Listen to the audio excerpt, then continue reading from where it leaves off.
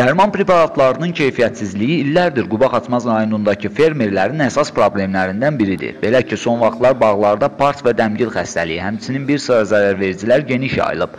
Lakin bağbanlar xəstəliklərə və zərərvericilərə qarşı profilaktiki tədbirlərin nəticə vermədiyini deyirlər. Buna səbəb kimyəvi dərmanların keyfiyyətinin aşağı olmasıdır.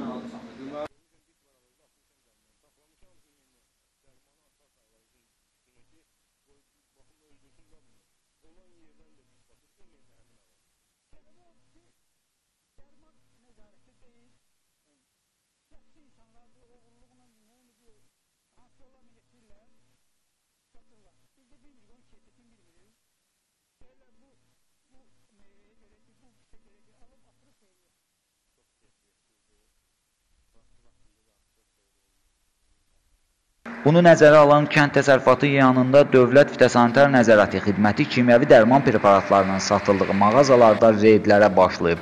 Xaçmaz rayonunda baş tutan reyd zamanı bir sıra nöqsanlar aşkarlanıb. Yoxlama zamanı dərman preparatlarının qeydiyyatdan keçməməsi, mənşəyinin bəlli olmaması kimi ciddi faktlar müəyyən edilib. Dövlət Fitosanitar Nəzarəti Xidmətinin əməkdaşları tərəfindən bu qəbildən olan preparatların satışına qadağa qoyulub.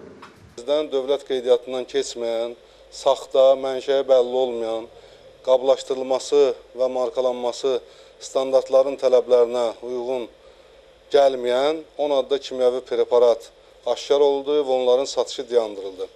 O cümlədən Azərbaycanda istehsal olunan preparat 30 tərəfimizdən satışda aşkar olundu və qeydiyyatdan keçmədiyi üçün onun da satışı dayandırıldı. Reyd zamanı aşkar olunan nöqsanlara görə akt və protokollar tərtib olunub, müvafiq cərimələr tətbiq edilib.